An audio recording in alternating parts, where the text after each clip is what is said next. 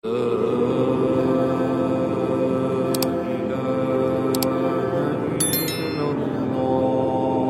yang aneh-aneh, dan itu diakui oleh Rhoma Irama. Bahkan terakhir dia ngaku juga dalam podcastnya itu ditelepon untuk dihabibkan.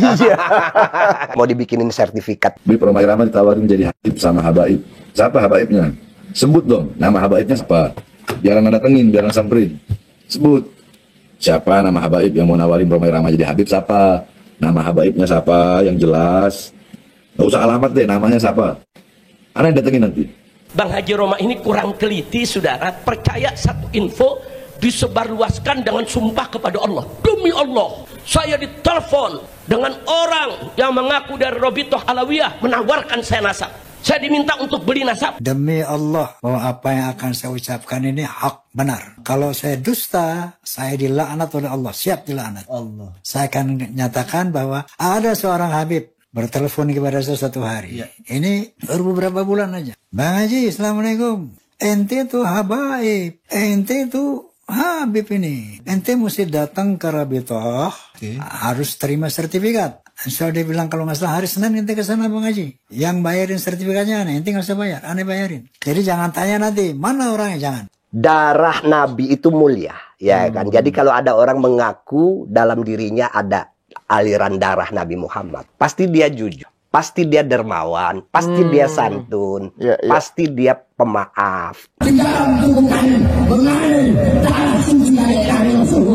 Kalau sebaliknya, nggak mungkin darah yang suci itu ada pada orang yang pemarah, mulutnya kotor, berangasan, nggak mungkin itu.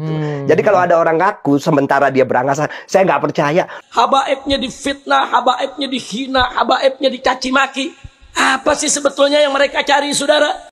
Namanya kita ganti, jangan. Jadi apa? Jadi apa? Siap turunkan Jokoduk. Siap lengserkan Jokoduk. Takbir. Monyet. Anjing. Bangsat. Anjing. Kata siapa Rasulullah tidak pernah begitu. Anjing itu nurut, Pak. Dikasih belung. Wah. Dia seperti dikasih emas. Oh, dia antrap. Woi anjing, woi babi. Kenapa? Kau hina habaib. Mana mungkin darah yang suci itu ditampilkan oleh orang berangasan kayak begitu. Ngomong sama saya ngomong. Ngomong sama saya ngomong. Saya bersumpah. Demi Allah. Apabila saya berbohong, tidak mengatakan Habib Rizik, Habib Cabul. Tesis atau tulisan Imad itu saya sangat setuju. Argumentasinya sangat solid gitu. Argumentasinya itu luar biasa kuat gitu loh. Dan dia juga yakin betul bahwa apa yang dia tuliskan itu tidak terbantahkan. Dan sampai sekarang memang belum ada tandingannya gitu. Saya bertanggung jawab dunia akhirat bahwa Ba'lawi ini bukan keturunan Nabi. Nasab Ba'lawi itu nggak bakal hancur. Tidak, walaupun seluruh makhluk di dunia ingin berusaha menghancurkan dan merusak nasab pohon Ba'lawi yang dibangun dengan pondasi keimanan. Yang terpenting bukan darah. Yang terpenting adalah sejauh mana orang mengikuti ajarannya. Ya kalaupun dia punya hubungan darah si Kan'an ini dengan Nabi Nuh, tapi dia nggak mengikut ajaran Nabi Nuh, ya tidak dianggap sebagai keluarganya Nabi Nuh.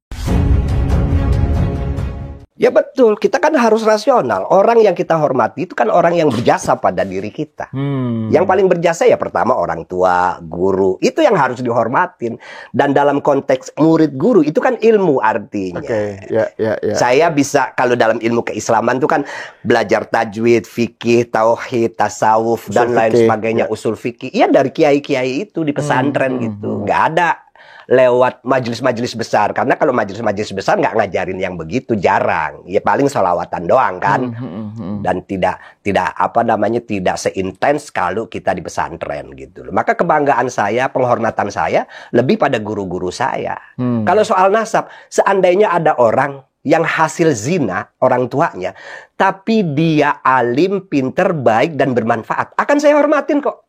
Soal orang tuanya dulu bikin dia tanpa ikatan nikah, ya itu bukan urusan dia dan juga bukan urusan saya gitu loh. Ini Karena, ekstrimnya ya. Jadi soal ya. orang itu kalau dia baik, bermanfaat bagi kita atau bagi orang lain, memiliki wawasan yang baik, cara berpikir yang baik, nasihat yang baik. Kita tahu diceritakan oleh orang bahwa dulu orang tuanya ini bikin dia tanpa ikatan nikah. Tetap saya hormatin kok, gitu loh. Nggak ada urusannya sama nasab, gitu loh. Lagi pula sederhana kalau saya. Pertama kembali kepada ajaran Al-Quran. Ajaran Islam itu tidak mengenal kasta. Semua manusia itu sama di mata Allah. Dan Nabi Muhammad itu tegas. La fadla lil arabi alal ajami. Tidak ada kemuliaan bagi orang Arab atas orang-orang non-Arab. Gitu. La fadla lil abyad alal ahmar. Tidak ada kemuliaan orang berkulit putih atas orang-orang yang kulit berwarna, kan begitu. Jelas itu Nabi Muhammad. Dan itu pernyataan Nabi itu menjelang beliau wafat ya? Menjelang beliau wafat pada saat haji wada. Semua orang harus dihormatin gitu. Itu bisa minta tolong diulang lagi nggak tadi itu yang pertama tadi pernyataan Nabi itu. La fadla lil arabi alal ajam. La fadla lil abyad alal ahmar. Oke, tidak ada aswad. Tidak ada kemuliaan bagi orang Arab di atas orang non-Arab. Tidak ada kemuliaan bagi orang berkulit putih di atas orang berkulit berwarna gitu. Maka Nabi mencontohkan ketika Fathu Makkah, beliau memerintahkan sahabat Bilal untuk naik ke Ka'bah mengumandangkan azan. Kita tahu sahabat Bilal bin Rabah ini berkulit hitam dan mantan budak. Ketika itu ada loh yang tidak berkenan. Ini kan privilege naik Ka'bah gitu loh azan. Kok Bilal sih yang kulitnya hitam mantan budak? Nabi itu desas-desas itu dengar. Kata Nabi, orang yang masih berpikir seperti itu masih jahiliyah otaknya. Nah ini poin menarik ini tadi sebenarnya. Kan ini bukan hanya, tadi kan Ustadz Taufik bilang bahwa Islam itu betul-betul egalitarianisme lah prinsipnya ya, tidak mengenal kasta. Bahkan di Quran sendiri selain hadis Nabi tadi juga Quran kan menyatakan yang paling utama yang paling bertakwa gitu ya. Nah, cuma kan ini kembali ke soal kontroversi nasab ini tadi. Ini kan ceritanya kalau nggak salah Bang Haji Roma Irama ini sebenarnya sudah lama ya, rame ya. Tapi Haji Roma Irama itu Bang Haji itu kan menyatakan bahwa ada sekelompok, ada Habib yang pokoknya dia yang membuat dia terdorong untuk mengundang Kiai Imad, terus juga isu itu diangkat terus karena dia pernah ketemu punya pengalaman. Nah itu gimana itu, Tad? Bisa diceritakan lagi nggak itu, Tad? Ya kalau khusus renungan Kiai Bang Haji Roma Irama itu saya kan mengikuti juga ya podcast-podcastnya sejak dari si Gus Rumel, Kiai Imad, ada yang Sugeng pakar DNA, ada yang filolog dan seterusnya dan seterusnya. Rumel itu santrinya Mbah Mun lah itu. Dan alumni UIN Jogja itu teman saya itu. Iya, Rumel Abbas itu. Rumel. Ya, terus. Ya, saya melihat memang sebetulnya apa yang dilakukan oleh Roma Irama tentu akan tambah bikin heboh gitu karena beliau kan tokoh gitu loh. Nah, kemudian tapi saya tetap melihat beliau itu objektif, mengundang kedua pihak kan, yang pro dan yang kontra. Walaupun saya melihat kayaknya sudah mulai mendapatkan sesuatu yang selama ini membuat dia gelisah dalam konteks hubungannya dengan para habaib gitu. Apa itu yang membuat gelisah? Ya dia pernah cerita, pernah dengerin Habib yang ngomongnya kok tidak sesuai ya dengan apa yang diajarkan oleh guru-guru kita, dalam artian adalah yang aneh-aneh, dan itu diakui loh oleh Roma Irama. Bahkan terakhir dia ngaku juga dalam podcastnya itu ditelepon untuk dihabibkan. Ditawarin untuk dijadikan habib gitu ya. Untuk mau dibikinin sertifikat juga. Iya. Dan semuanya diurus oleh si penelpon itu gitu kan. Jadi nah ini yang menarik juga kan Roma kemudian menyatakan juga terkait dengan soal polemik Habib ini kan ada upaya kata Roma untuk mengklaim bahwa sejarah Indonesia pun itu atas jasa habaib gitu ya, soal bendera, ya itulah soal lambang negara. Kalau itu pemirsa semua saya sarankan nonton video atau yang di YouTube-nya Roma juga dengan Pak Profesor Anhar Gonggong. Profesor Anhar Gonggong itu sangat otoritatif sejarawan itu. Betul. Silakan nonton itu. Jadi nggak perlu saya membantah terlalu bertele-tele, cukup nonton videonya atau podcastnya Roma Irama ketika tamunya adalah Profesor Anhar Gonggong itu. Nah, tapi kalau menurut saya, ini juga pernah kita tayangkan juga di Cokro tentang klaim-klaim para Ba'alawi lah ya, sebagian habaib yang menyatakan bahwa tambang negara itu dibikin oleh Habib, terus bahkan 17 Agustus proklamasi itu Habib. Ngawur itu yang begitu, ngawur itu. Nah, kalau menurut Ustadz Taufik, ini kan sebenarnya polemik mengenai habaib ini kan belakangan ini muncul sebagian karena banyak habib-habib yang mereka itu mengkapitalisasi perannya sebagai habib, tapi penampilannya itu bikin nggak nyaman. Gitu. Misalnya Bahar Smith misalnya ya.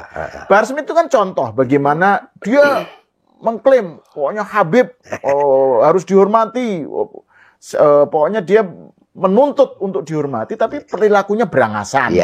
Terus gaya hidupnya juga sangat tidak mencerminkan sikap yang sesuai dengan nilai-nilai keislaman gitu ya.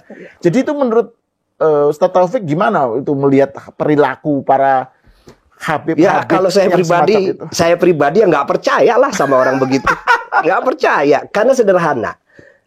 Darah Nabi itu mulia, ya kan. Jadi kalau ada orang mengaku dalam dirinya ada aliran darah Nabi Muhammad, mengaku sebagai masih ada keturunan dengan Nabi Muhammad, pasti dia jujur, pasti dia dermawan, pasti dia santun, pasti dia pemaaf.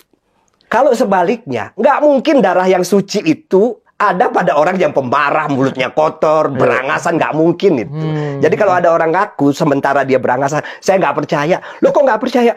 Mana mungkin darah yang suci itu ditampilkan oleh orang berangasan kayak begitu? Nggak mungkin itu, nggak mungkin. Artinya saya percaya bahwa di Indonesia ada orang, kalau kita lihat justru Mbah Yai Hasyim Asy'ari, Kiai Haji Ahmad Dahlan itu silsilahnya nyambung sampai kepada Nabi Muhammad. Dan kita tahu dua orang ini sangat berjasa bagi perkembangan Islam di Indonesia. Yang satu pendiri NU, yang satu pendiri Muhammadiyah. Gitu loh.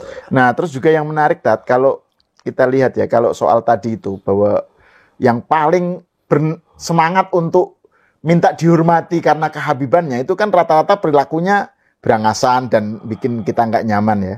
Tapi yang justru yang tidak mengaku Habib, dan dia Habib gitu ya, menolak dipanggil Habib. Misalnya kayak Profesor Dr. Quraish Shihab misalnya, yang menyatakan bahwa Habib itu pengertiannya adalah mencintai dan dicintai, harus mutual gitu. Dan beliau nggak pernah menyebut Habib loh dirinya. Nah itu menurut Ustadz gimana itu? Itu memang soal kedalaman ilmu ya. Orang kalau semakin dalam ilmu, maka ada istilah pepatah, semakin padi itu kalau semakin berisi semakin merunduk. Dan itu benar. Jadi orang kalau dengan natural dia belajar, membaca, menguasai berbagai disiplin ilmu. Kalau dalam konteks Islam, dia fikihnya paham, tauhidnya paham, masuk ke ihsan yang kemudian diejawantahkan jadi ajaran tasawuf, yang kemudian mengajarkan orang rendah hati dan seterusnya. Itu otomatis. Kalau orang ilmunya penuh, otomatis itu rendah hati. Jadi kalau orang yang sombong, angkuh, kasar, itu berarti memang belum penuh ilmunya. Atau malah nggak ada? Mungkin nggak ada. Ngarang-ngarang aja. Dalam kesempatan ini, saya tuh ingin menegaskan Pak Kiai, Kang Sahal ini. Ini saya melihat fenomena yang kadang-kadang kurang sehat. Kita dalam Ahlus Sunnah wal Jamaah, mukjizat yakin ada. Terjadi di tangan para nabi dan rasul itu. Banyak contohnya. Ada juga selain mukjizat itu karomah. Nah, karomah ini terjadi di tangan para wali. Ada maunah. Maunah itu pertolongan Allah bagi orang-orang yang soleh. Ini yang dijelaskan oleh Ustadz Taufik ini bagi pemirsa, ini adalah tentang fenomena extraordinary ya. Extraordinary, khorikul adah yang nggak sesuai dengan kelaziman. Di luar sebab akibat. Di luar sebab akibat. Itu kalau pada nabi itu namanya mukjizat. Kalau pada para wali namanya karomah. Nah terus gimana, sorry? Kalau yang ulama, orang-orang soleh itu biasanya disebut maunah. Nah, saya ingin menegaskan, peristiwa itu semua terjadi bukan kehendak Nabi, bukan kehendak Rasul, bukan kehendak wali, bukan kehendak orang soleh, tapi murni kehendak Allah. Ketika Allah melihat orang-orang ini membutuhkan mukjizat, Allah kasih. Gitu loh. Makanya Mukjizat Nabi Muhammad umpamanya, beliau Isra dan Mi'raj dari Mekah ke Baitul Maqdis sampai ke Sidratul Muntaha. Itu di dalam Al-Quran dijelaskan, Subhanalladzi asra bi abdihi, maha suci zat yang memperjalankan. Jadi bukan Nabi Muhammad sendiri jalan, bukan, tapi diperjalankan oleh Allah. Makanya kemudian bisa dari Mekah ke Baitul Maqdis itu dalam waktu yang sangat cepat. Kemudian naik ke Sidratul Muntaha, yang penjelasannya itu di dalam kitab tafsir panjang sekali.